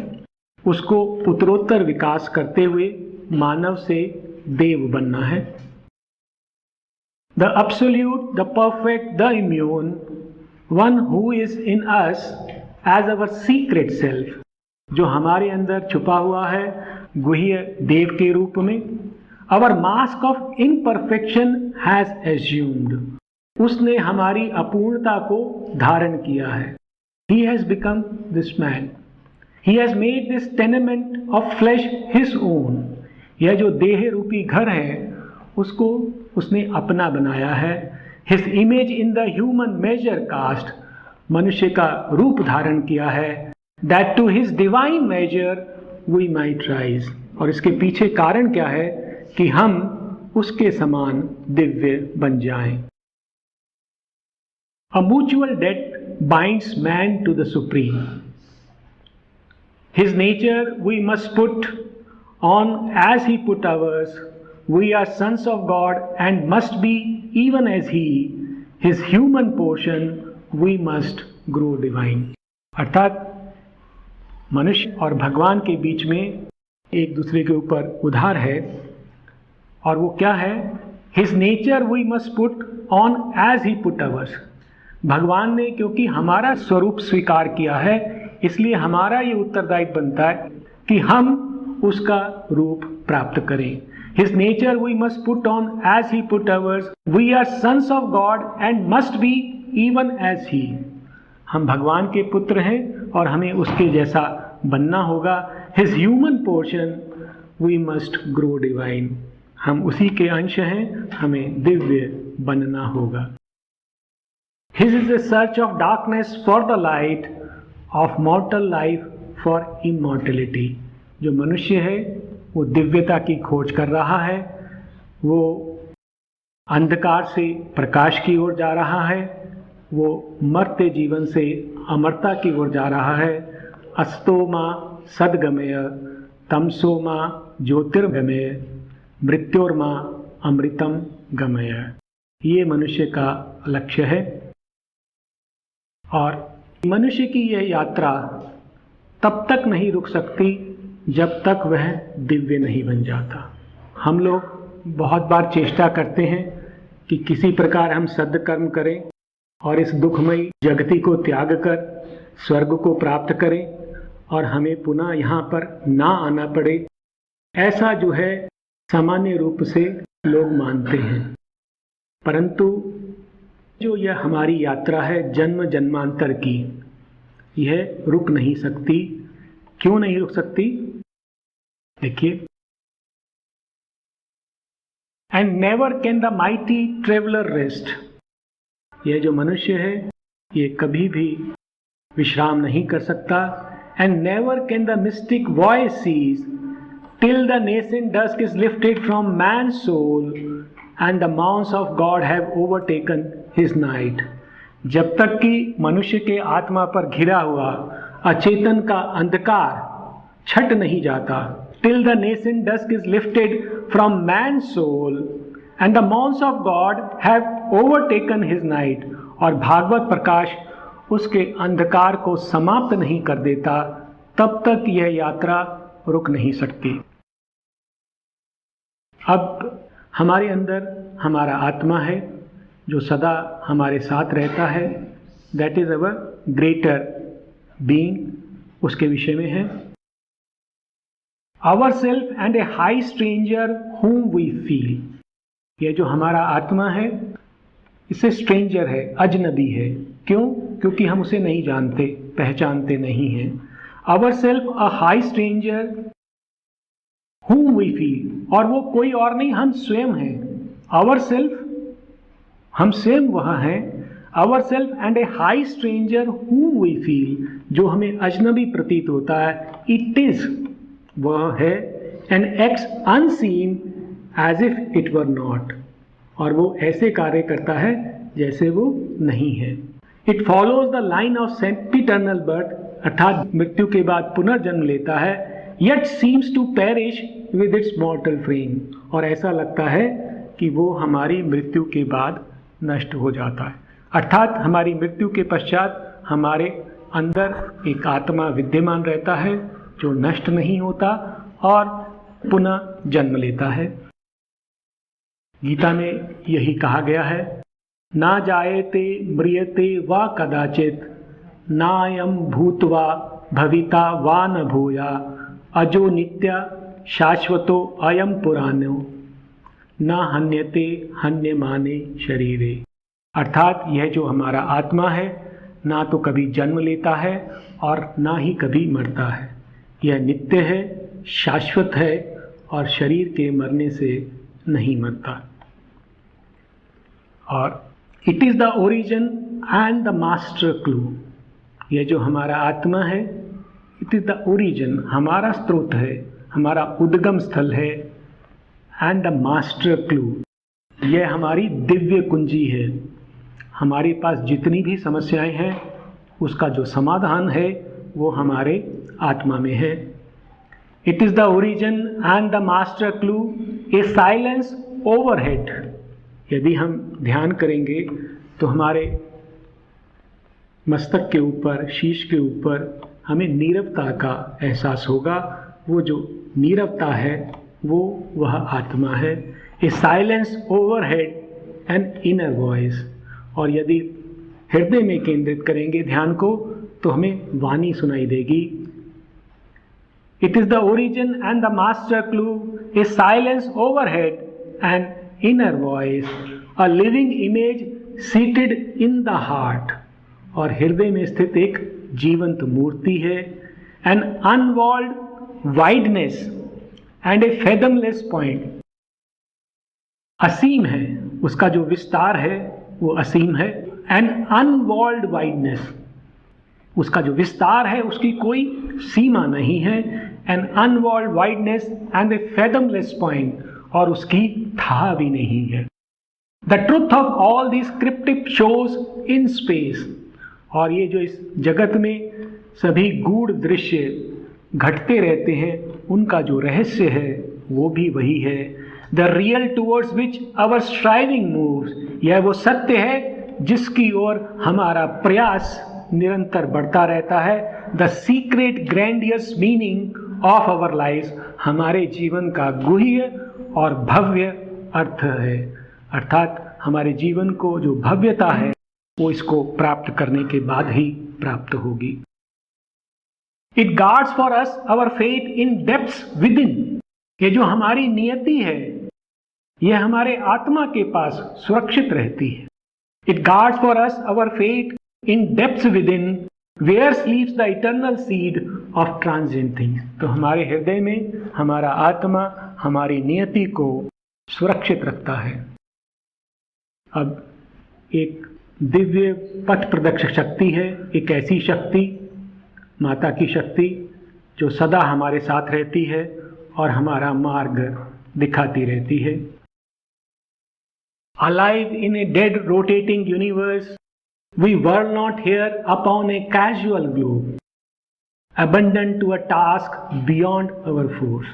कहते हैं ये जो जड़ के समान डेड और रोटेटिंग, यह जो घूमती हुई धरा है, alive in a dead rotating universe, we were not here upon a casual globe, हम ऐसे जगत में नहीं घूम रहे हैं जो कि उद्देश्यहीन है।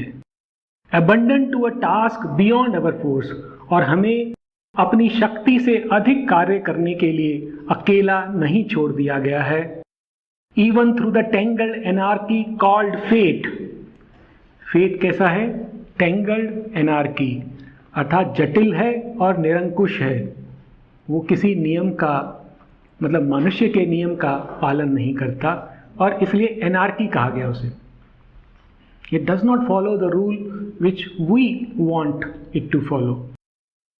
Even through the tangled anarchy called fate and through the bitterness of death and fall, कहते जब हमारे साथ असफलताएं होती हैं, मृत्यु हमारे पास होती है, उसमें भी an outstretch hand is felt upon our lives, कि एक दिव्य हस्त सदा हमारी सहायता को खड़ा रहता है, हमारे पास रहता है। One who has shaped this world is ever its Lord, वह जिसने इस जगत की रचना की है वही इसका स्वामी है, उसके बिना यहाँ कुछ भी नहीं हो सकता। Our errors are his steps upon the way, जो हम गलतियां करते हैं वो और कुछ नहीं उसके चरण होते हैं।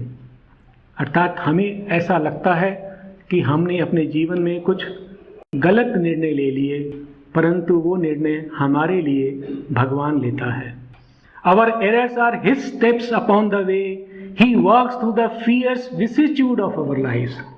जब हमारे जीवन में घोर दृश्य होता है, हमारा समय कठिन होता है, तब भी वह हमारे साथ रहता है, हमारे लिए कार्य करता है। He works through the fierce vicissitudes of our lives, he works through the hard breath of battle and toil। जब हम युद्ध कर रहे होते हैं, संघर्ष कर रहे होते हैं, परिश्रम करते हैं, तब भी वही कार्य कर रहा होता है। He works through our sins and sorrows and our tears। हमारे पापों में, हमारे दुखों में, हमारे अश्रुओं में वही कार्य कर रहा होता है।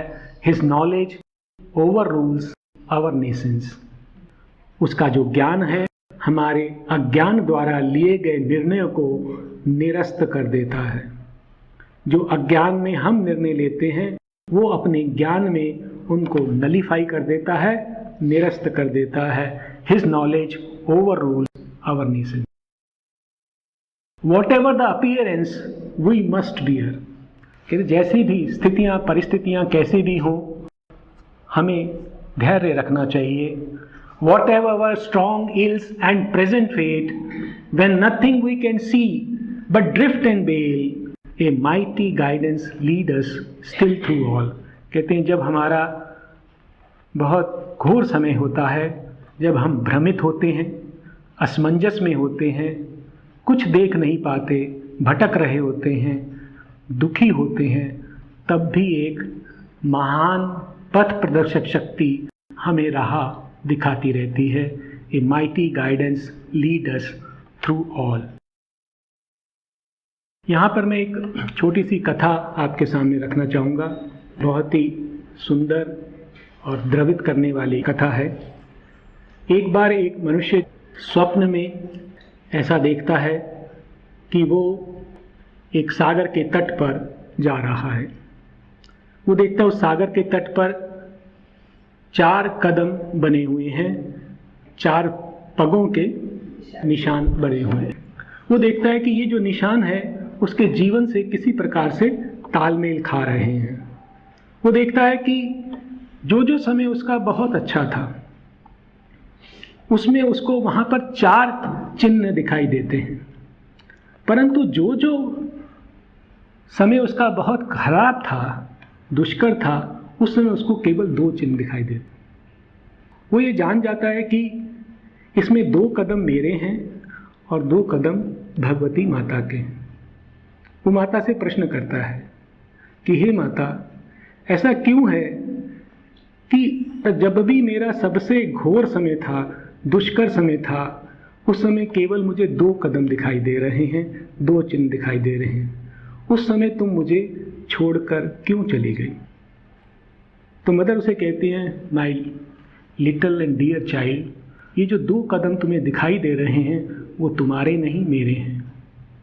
उस समय मैं तुम्हें अपनी गोदी में लेकर चल रही थी। तो इस प्रकार की यह शक्ति है माता रूपी, जो हर क्षण हमारे साथ रहती है, और जब हम सबसे कष्टमय समय में होते हैं तो वो हमें अपनी बाहों में लेके आगे चलती है। अब प्रश्न आता है कि ये जो ज्ञान है हमें प्राप्त क्यों नहीं होता? आखिर ये जो गुह्य ज्ञान है, ये जो मैंने सभी सत्य आपके सामने रखे, आखिर हमें क्यों नहीं मिलते? वो हमें प्राप्त क्यों नहीं होते? हम कहाँ अटके हुए हैं? तो देखिए, मनुष्य का जो मन है ये उसकी समस्या की जड़ है। मनुष्य का जो मन है वो सीमित है और अक्षम है। कैसे? A vagrant hunter of misleading dawns. हमारा जो मन है एक भटकते हुए शिकारी के समान है, जो भ्रामक ऊषाओं का पीछा कर रहा है, अर्थात ऐसे प्रकाश जो उसे भ्रमित करते हैं, जो उसे ज्ञान नहीं देते, उनके पीछे वो भटकता रहता है। A vagrant hunter of misleading dawns between the being's dark and luminous end moves here in a half light that seems the whole. वो इस धरा पर अर्ध प्रकाश में विचरण कर रहा है, परंतु उसको पूर्ण मानता है। उसके पास जो प्रकाश है, उसके पास जो ज्ञान है, वो आधा है, अपूर्ण है, परंतु वह उसे पूर्ण मानता है, और इस कारण वह इस तथ्य को, ज्ञान को नहीं प्राप्त कर पाता। Our range is fixed within the crowded arc of what we observe and touch and thought can guess। अर्थात हमारी जो इंद्रियां हैं उनकी सीमाएं निश्चित हैं। Our range is fixed within the crowded arc of what we observe and touch and thought can guess। मतलब हमारी जो कल्पना है, हमारे जो विचार हैं, वो जो कल्पना भी कर सकते हैं वो भी सीमित है। Our range is fixed within the crowded arc of what we observe and touch and thought can guess, and rarely dance the light of the unknown।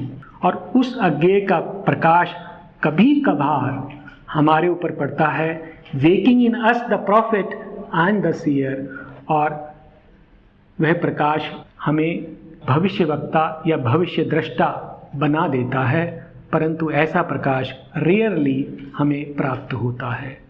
अर्थात वो जो लाइट ऑफ द अननोन है, वो जो अज्ञेय का प्रकाश है, उसी से हमें सत्य प्राप्त हो सकता है, मन से नहीं। A struggling ignorance is his wisdom's meat। जो हमारा ज्ञान है, जिसको हम विवेक कहें या प्रज्ञा कहें, जो मनुष्य के पास है, वो क्या है? ए स्ट्रगलिंग इग्नोरेंस, एक संघर्षरत अज्ञता। वो स्ट्रगल कर रही है जानने के लिए, ये उसकी स्थिति है। He waits to see the consequence of his acts. उसको अपने कर्मों के परिणामों की प्रतीक्षा करनी होती है। उसको नहीं पता, इज नॉट सर्टेन कि वो जो कार्य कर रहा है उसका रिजल्ट जो वो चाहता है वही होगा। He waits to see the consequence of his act. He waits to weigh the certitude of his thoughts. वो अपने निष्कर्षों की सत्यता को परखने के लिए प्रतीक्षा करता है। जो वो सोचता है उसके प्रति वो आश्वस्त नहीं है, संशय से भरा हुआ है। उसके लिए उसको प्रतीक्षा करनी पड़ती है कि जो मैं सोच रहा हूं वो सत्य है या नहीं। He knows not what he shall achieve or when. वो नहीं जानता उसे कब और क्या प्राप्त होगा। अब गीता में इसी से संबंधित श्लोक आते हैं कि किस प्रकार से जो हमारा मन है उसको हमारी जो इंद्रियां हैं वो हर लेती हैं, और चूंकि हमारा मन इंद्रियों के वश में होता है, इस कारण से हमें ज्ञान प्राप्त नहीं होता। इंद्रियाणाम ही चरताम यन्मनो नु विधीयते तदस्य हर्ति प्रज्ञाम वायुर्नावम इवाम्भसी। जिस प्रकार से समुद्र के ऊपर तैरती हुई नाव को हवा कहीं भी बहा ले जाती है, उसी प्रकार से यह जो इंद्रियां हैं हमारी, विषय, ये सभी जगह भटकती रहती हैं। इंद्रियाणाम ही चरताम यन्मनोनु विधीयते। इसमें से जिस भी इंद्रिय के पीछे मन उसका अनुसरण करता है, तदस्य हरति प्रज्ञा, वही उसकी प्रज्ञा को हर लेती है। और जब तक हम इंद्रिय निग्रह नहीं करेंगे, जब तक हम इंद्रियों पर वश नहीं करेंगे, तब तक हमें ज्ञान प्राप्त नहीं होगा। एक और श्लोक आता है, त्रिभिर्गुणमैर्भावे एभि सर्वम इदम जगत मोहितम नाभिजानाति मामेभ्य परमं वयम्। अर्थात यह जो जगत है 3 प्रकार के तत्वों से बना हुआ है, तम, रज और सत। लेकिन ये जो संपूर्ण जगत है इन तीनों भावों से मोहित हो जाता है, भ्रमित हो जाता है। त्रिभिर्गुणमैर्भावे एभि सर्वम इदम जगत मोहितम, मोहित हो जाता है, भ्रमित हो जाता है, ना भी जानाति, और इस कारण से वह नहीं जान पाता, मामेभ्य परमं वयम्, कि इन सबसे परे जो अविनाशी तत्व है वो मैं हूँ। और इसलिए मन जो है उस ज्ञान को प्राप्त नहीं कर पाता। अब आता है कि इस ज्ञान को फिर हम प्राप्त कैसे करें। यदि हम मन से प्राप्त करने की चेष्टा करेंगे तो मन जो है हमारा सीमित है, अक्षम है, इंद्रियों से ग्रसित है, हम उस ज्ञान को प्राप्त नहीं कर सकते। उसको प्राप्त करने का क्या उपाय है? Mind keeps the soul prisoner, we are slave to our acts. कहते जो मन है वो हमारी आत्मा को बंदी बना के रखता है। Mind keeps the soul prisoner, we are slaves to our acts, we can not free our gaze to reach wisdom sun. ये जो हमारी आत्मा है इसकी दृष्टि को हम मुक्त नहीं कर पाते, और इसलिए हम ज्ञान के सूर्य को प्राप्त नहीं कर पाते। But all is screen, subliminal, mystical. It needs the intuitive heart, the inward turn. It needs the power of a spiritual gaze. अर्थात all is screened. ये जो कुछ भी है वो प्रच्छन्न है, छुपा हुआ है। Subliminal, वो अवचेतन में स्थित है, and mystical, रहस्यमयी है। It needs the intuitive heart. इसको किसकी आवश्यकता है? सहज ज्ञानी हृदय की। ये ज्ञान हृदय की सहजता से प्राप्त किया जा सकता है। It needs the intuitive heart, the inward turn, हमें अंतर्मुखी होना पड़ेगा, अंदर देखना पड़ेगा। It needs the power of a spiritual gauge, हमें आत्मा की दृष्टि से इसे देखना होगा, अन्यथा हम इस ज्ञान को प्राप्त नहीं कर सकते। Else to our waking mind small movement look, अन्यथा ये जो हमारा मन है, वेकिंग माइंड, जो जागृत मन है, else to our waking mind small movement look, वो किस प्रकार से देखता है? उसका जो दृष्टि होती है वो समय में बंधी होती है, तात्कालिक होती है। Else to our waking mind small movement look, a goalless voyage seems our dubious course, हम एक यात्रा पर चल रहे हैं बट वो ड्यूबियस है, वो अस्पष्ट है, वो हमें क्या प्रतीत होती है? गोललेस वॉयज, कि मतलब उसका कोई उद्देश्य नहीं है, ऐसा हमें लगता है, क्योंकि हम उसे आत्मा की दृष्टि से नहीं देख रहे, मन से देख रहे हैं। सम चांस है सेटल्ड और हैजार्डेड सम विल, या तो वो आकस्मिक प्रकट हो गया है जीवन और हम चलते जा रहे हैं, या किसी संकल्प ने कोई दुस्साहस किया है और हम इस यात्रा पर निकल पड़े हैं। Absorbed in a routine of daily acts, absorbed in a routine of daily acts, our eyes are fixed on an external scene. हम जो है अपने दैनिक कार्यों में व्यस्त हैं और हमारी जो आईज हैं, दृष्टि है, वो बाह्य दृश्यों पर आधारित है। Absorbed in a routine of daily acts, our eyes are fixed on an external scene. We hear the crash of the wheels of circumstance and wonder at the hidden cause of things. और इस कारण जो भी घटनाएं हमारे सामने होती हैं, उसका जो गुह्य कारण है, उसके प्रति हम आश्चर्यचकित होते हैं। Yet, परंतु, yet a forcing knowledge might be ours, परंतु हमें ऐसा ज्ञान प्राप्त हो सकता है जो भविष्यदर्शी हो, जो भविष्य को देख सके, जान सके। कैसे? Yet a forcing knowledge might be ours if we could take our spirit stand within, यदि हम अपने आत्मा में स्थित हो सकें, हमें अपनी आत्मा में प्रवेश करना होगा, हमें अपने आत्मा के साथ सानिध्य स्थापित करना होगा। If we could take our spirit stand within, if we could hear the muffled demon voice, ये जो बंदी देव कौन है? ये हमारा आत्मा है, हमें उसकी वाणी सुननी होगी। यदि हम उसकी वाणी सुन लें, यदि हम अपने आत्मा में स्थित हो जाएं, यदि हम अंतर्मुखी हो जाएं, this forcing knowledge might be ours, यह जो भविष्यदर्शी ज्ञान है, यह हमें प्राप्त हो सकता है। गीता का एक श्लोक आता है कि ये ज्ञान कैसे प्राप्त हो सकता है। श्रद्धावान लभते ज्ञानम तत्पर संयतेन्द्रिय, ज्ञानम लब्धा पराम शांति अचिरेन अधिगच्छति। अर्थात ये जो ज्ञान प्राप्त करने के लिए किन किन चीज़ों की आवश्यकता है? श्रद्धावान लभते ज्ञानम, हमें श्रद्धा की आवश्यकता है, श्रद्धा, हमें भगवान पर विश्वास होना चाहिए। तत्पर, हम प्रभु में स्थित होने चाहिए। संयतेन्द्रिय, हमें संयम होना चाहिए अपनी इंद्रियों पर, मन पर। अगर इंद्रियों पर हमारा निग्रह नहीं है, उन पर संयम नहीं है, यदि हम भगवान में स्थित नहीं हैं, श्रद्धावान नहीं हैं, तो ये ज्ञान हमें प्राप्त नहीं हो सकता। श्रद्धावान लभते ज्ञानम तत्पर संयतेन्द्रिय, ज्ञानम लब्ध्वा पराम शांति अचिरेन अधिगच्छति। कि ये जो ज्ञान है, अगर आप इन आँखों से देखना चाहोगे तो कभी प्राप्त नहीं होगा। और इसलिए जो श्री कृष्ण है, अर्जुन को दिव्य चक्षु देते हैं उस ज्ञान को पाने के लिए। ना तू माम शक्य से द्रष्टुम, ना तू माम शक्य से द्रष्टुम अनैनैव स्वचक्षुष। ये जो तेरे पास आँखें हैं, उससे तू मुझे देखने में समर्थ नहीं है।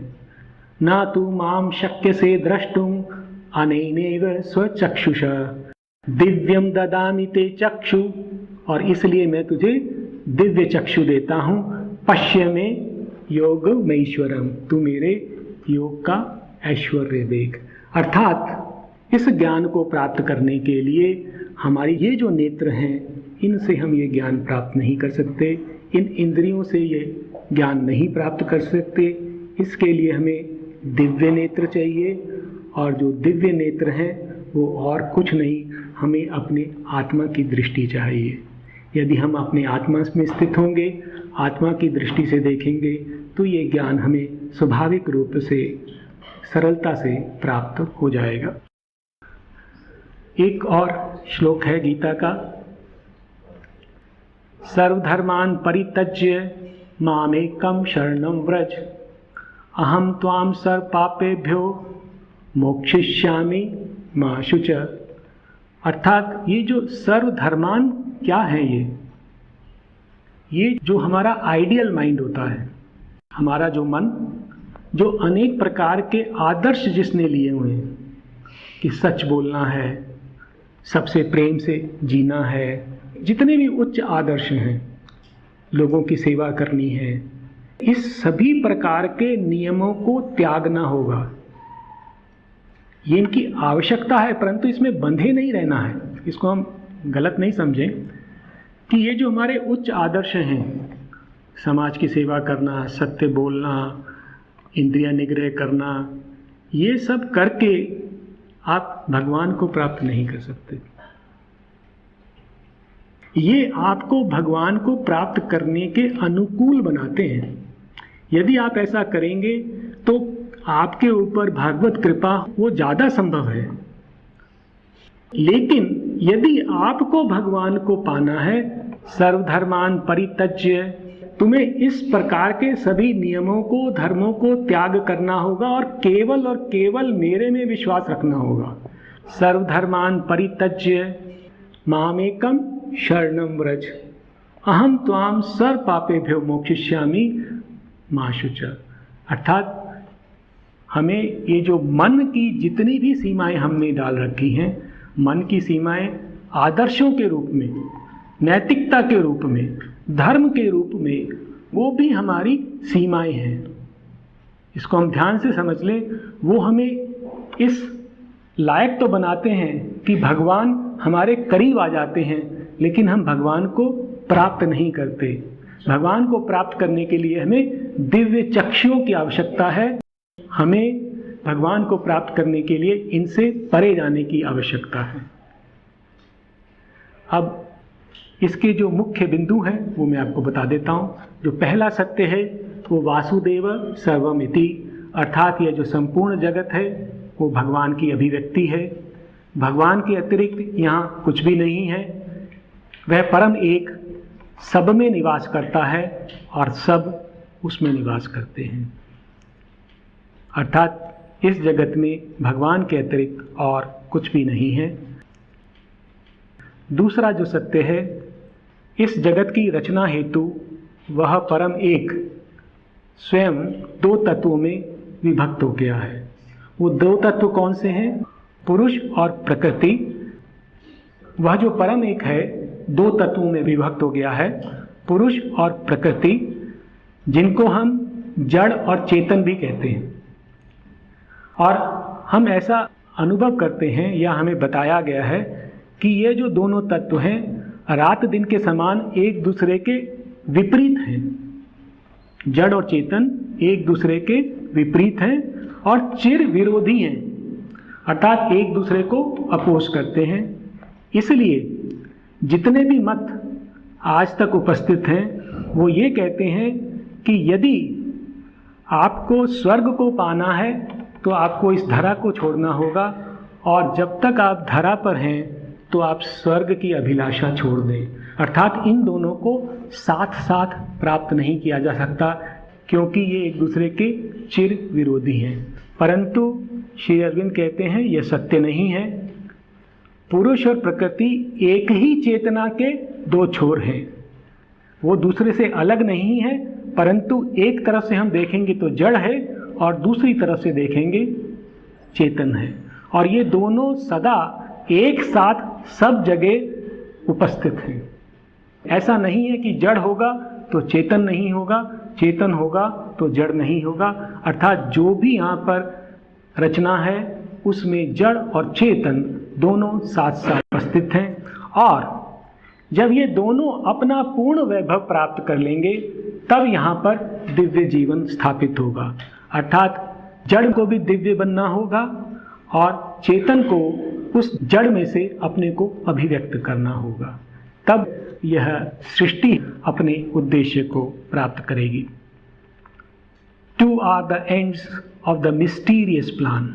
वो दोनों छोर हैं इस गुह्य योजना के, अलग अलग नहीं है, दो अलग विभिन्न तत्व नहीं हैं, दोनों साथ साथ एक ही चेतना के दो छोर हैं। फिर एक हमने यह सत्य देखा, एको अहम बहुश्याम, अर्थात भगवान का उद्देश्य है अनेक दिव्य रूपों में अपने को अभिव्यक्त करना। प्रकृति का भी यही उद्देश्य है, इस धरा पर दिव्य जीवन अथवा दिव्य मानव को अभिव्यक्त करना, अर्थात भगवान को अभिव्यक्त करना। और इस उद्देश्य की सिद्धि का जो मार्ग है, इसके बारे में मैंने चर्चा नहीं की है। इस उद्देश्य की सिद्धि का जो मार्ग है और वर्तमान स्थिति कहाँ है, मतलब हम एको अहम बहुश्याम का उद्देश्य लेके, संकल्प लेके आगे बढ़ रहे हैं, और उसके लिए हम कौन सा मार्ग अपना रहे हैं और अभी हम कहाँ पर हैं। इस लक्ष्य की प्राप्ति के लिए जो मार्ग चुना गया है वो है अचेतन से अति चेतन की ओर क्रमिक विकास। जो इवोल्यूशन है, that is the method by which this will be achieved. अचेतन से अति चेतन की ओर क्रमिक विकास। और यह यात्रा पूरी नहीं हुई है क्योंकि अभी तक दिव्य मानव यहाँ पर अभिव्यक्त नहीं हुआ है। मनुष्य जो है अभी तक की सर्वोत्तम कृति है। ये जो विकास यात्रा चली है, प्रकृति में पहले वनस्पति थी, फिर उसके बाद जीव आए, उत्तरोत्तर जीव आते गए और उसके बाद मनुष्य आ गया। अब हम ये मान लेते हैं कि मनुष्य के बाद और कोई रचना नहीं होगी, परंतु ऐसा नहीं है। मनुष्य अब तक की सर्वोत्तम कृति है, परंतु यह अंतिम रचना नहीं है। This is not the end of the game. अपितु क्या हो रहा है कि जो प्रकृति है दिव्य मानव की अभिव्यक्ति के लिए कार्य कर रही है। अर्थात ये जो इवोल्यूशनरी प्रोसेस है अभी भी चल रहा है, और जो नेक्स्ट स्टेज है दैट इज ऑफ दिव्य मानव या अति मानव इत्यादि, वह उसका अगला चरण है। मनुष्य का उद्देश्य क्या है? क्योंकि संपूर्ण सृष्टि का उद्देश्य है इस भागवत संकल्प को सिद्ध करना, इसलिए मनुष्य का भी केवल और केवल एकमात्र उद्देश्य है इस योजना में अपना सचेतन योगदान देना, कॉन्शियसली इसमें हेल्प करना, जितना हम सोच सकते हैं, समझ सकते हैं, इस कार्य के प्रति अपने को समर्पित करना। और यह जो ज्ञान है ये इंद्रियों से, मन, बुद्धि और विज्ञान द्वारा प्राप्त नहीं किया जा सकता। ये जो भी ज्ञान है यह दिव्य ज्ञान है, इसको हम अपने कर्मों से प्राप्त नहीं कर सकते। इंद्रियों से, मन से और विज्ञान से ये ज्ञान प्राप्त नहीं किया जा सकता। यह ज्ञान केवल आत्म साक्षात्कार से प्राप्त हो सकता है। जब तक आप अपने आत्मा से साक्षात्कार नहीं करेंगे तब तक ये ज्ञान प्राप्त नहीं होगा। और मनुष्य के समक्ष उपाय क्या है? मनुष्य जो है अभी जो उसके पास साधन अवेलेबल हैं, विज्ञान, इंद्रियां और बुद्धि, इससे तो ये ज्ञान प्राप्त नहीं होगा। और आत्म साक्षात्कार उसे हुआ नहीं है तो वो क्या करे? इससे ज्ञान मिलेगा नहीं जो स्थिति है, और आगे जिससे मिलने वाला है वो उसके पास है नहीं, तो उसके लिए उपाय क्या है उसके समक्ष? तो मनुष्य के समक्ष उपाय क्या है कि जब तक हमें आत्म साक्षात्कार नहीं हो जाता तब तक हमारे लिए एक ही मार्ग है, वो है ऋषियों द्वारा शास्त्रों में प्रकट ज्ञान का अनुसरण करें। यह ज्ञान दिव्य चक्षुओं से प्राप्त होता है, ऋषियों को प्राप्त होता है। सीयर्स को प्राप्त होता है और उन्होंने हमारे ऊपर अनुग्रह करते हुए, कृपा करते हुए इस ज्ञान को वेदों में, उपनिषद में, गीता में और सावित्री में हमारे सामने प्रकट किया है। इसको हमें स्वीकार करना होगा श्रद्धापूर्ण। तो शास्त्रों में जो दिया हुआ ज्ञान है उसका हमें अनुसरण करना होगा। शास्त्रों द्वारा दिखाया गया मार्ग क्या है, इसकी थोड़ी सी चर्चा कर लेते हैं। ये जो मार्ग हमें दिखाया गया है कि सर्वप्रथम हमें अपनी इंद्रियों का निग्रह करना है और उसके द्वारा मन को शांत करना है। इसीलिए मन की शांति के लिए कहते हैं ये प्रथम चरण है, अपनी इंद्रियों पर वश करके मन को शांत करना। दूसरा, अंधलोक की जो शक्तियां हैं, ऐसी शक्तियां जो हमें नीचे की ओर खींचती हैं, उनकी क्रियाओं में भाग नहीं लेना, उनसे दूर रहना और उन्हें अपनी सत्ता से निष्कासित करना। ये त्याग वाला प्रथम चरण है कि जो भी ऐसी शक्तियां हैं जो हमें नीचे की ओर खींचती हैं, उनको अपने से दूर करना। श्रद्धावान बनना, अर्थात भगवान पर हमें विश्वास रखना होगा। उस विश्वास के बिना यह ज्ञान हमें प्राप्त नहीं होगा। और अपनी वर्तमान स्थिति का अतिक्रमण करने के लिए निरंतर अभीप्सा करना। हमें अपने अंतर में एक इच्छा जागृत करनी होगी, एक अभीप्सा करनी होगी कि जो हम अभी सीमित जीवन जी रहे हैं उसका हम अतिक्रमण करके और उन्नत हो जाएं और विकसित हो जाएं। ये निरंतर अभीप्सा हमें करनी होगी। दैवी शक्तियों का आवाहन करना होगा।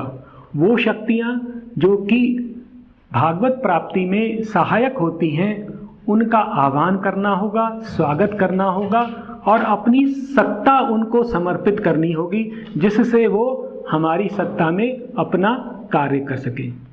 जो अदैवी शक्तियां हैं, आसुरी शक्तियां हैं, उनसे अपनी सत्ता को बचाना होगा और जो दैवी शक्तियां हैं उनको समर्पित करना होगा।